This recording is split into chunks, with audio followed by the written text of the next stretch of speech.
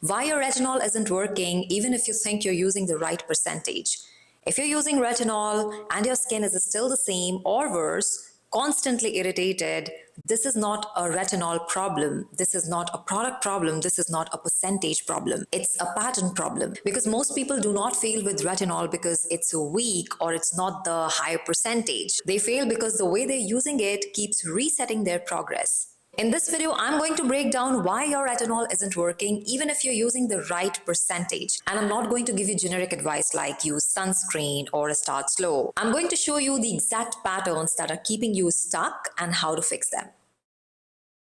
Pattern number 1, the stop-start loop. Biggest mistake I see. You start retinol, your skin gets irritated, you stop. Then you restart, irritation again, and you stop again. This cycle can go on for months, and every time you stop, your skin loses adaptation. So when you restart, your skin reacts like it's day one again. This is why it feels like retinol never works for you. A quick thing before we continue, especially if you have brown skin, you've been dealing with problems like pigmentation, open pores, uneven skin tone texture. These could be barrier-related problems. I have created a free guide where I break down 5 biggest mistakes that are quietly damaging your barrier without you even realizing it. It is free. You can download it right away from the pinned comments below. Also, if you have been trying to fix your skin by yourself, trying out all these formulations, all these products out there in the market, it seems confusing. I do provide one-on-one consultation where we talk about your current skin concerns, your skincare goals. What is your current skincare routine? What are the gaps? What are the mismatches? In this 1-hour deep dive call, it is not just these questions that are addressed, but also products that cause you irritation, ingredients that you might be allergic to, what's your lifestyle like, how many steps skincare you actually wish to do, how much time do you have. Plus, you get a routine recommendation and a 7 to 10 days email support where you can ask me, message me anything about any question, any confusion that you might have post our call. And you get a 15th day calibration call where it's more like an skincare audit, the routine that you followed, how much of it you were able to follow, what products you really enjoyed, what products you hated, what part of the routine really felt like an effort, and maybe we can change it to something else in the future. So if you are interested, check the link in the description and in the pinned comment. Pattern number 2, you're chasing percentage instead of your skin tolerance. I see a lot of retinol questions on my videos where people are asking, they're using a certain percentage, but it's not working out for them. So should they go up or should they step down or what else they do? For example, this comment here, I've been using 0.3% retinol for almost a month. I did not see any results and I'm moving up to 0.5% retinol, assuming it would help.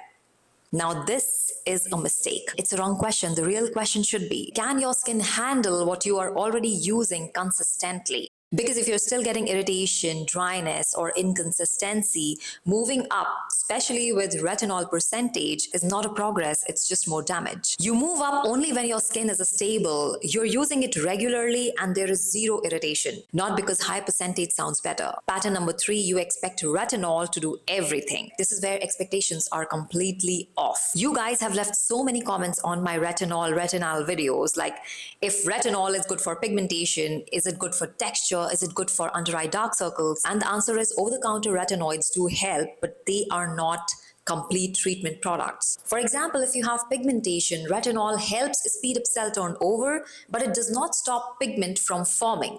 So if you're only using retinol, your results will be slow and inconsistent. That's why combining it with something like tranexamic acid or other pigment targeting ingredients changes the game. Same with texture, sometimes you need additional exfoliation. Because retinol is a foundation, it is not a full routine. Pattern number 4, your routine is not supporting it. If your routine is using retinol with random active with no recovery days, you're constantly inflaming your skin. And using all these actives on inflamed skin again and again, it only makes it worse. This is where ingredients like ceramides, peptides, barrier supporting moisturizers make a huge difference. Because retinol works better on stable skin. Pattern number 5, frequency confusion. This is another big one I keep seeing. How many times should I use it? How often in a week? And to answer that, my friend, there is no fixed number. Because frequency, how often you should be using it in a week, it depends on your skin's tolerance. It's not a rule. If you see someone using a particular retinol 5 times a week,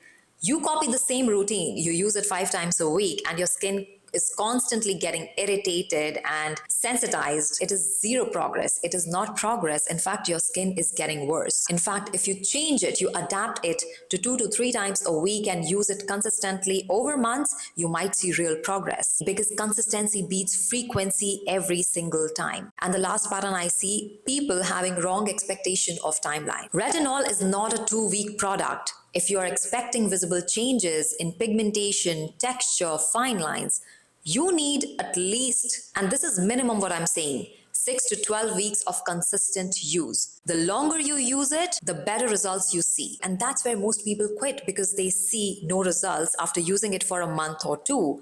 Not because it doesn't work, but because they don't stay with it long enough. So if your retinol isn't working, don't rush to switch to another retinol, to a new trending product on social media. Change your pattern first, because it's not about using more. It's not about using stronger retinol. It's about using it in a way your skin can actually sustain. And once that's in place, then choosing the right retinol becomes the next step. And that is what I will break down in my next video. I hope you found this video helpful. If you do, let me know in the comments, and keep an eye out for the next video, as I will be uploading it very soon. And that is all for today's video. I'll see you guys in my next video. Until then, stay tuned, stay beautiful.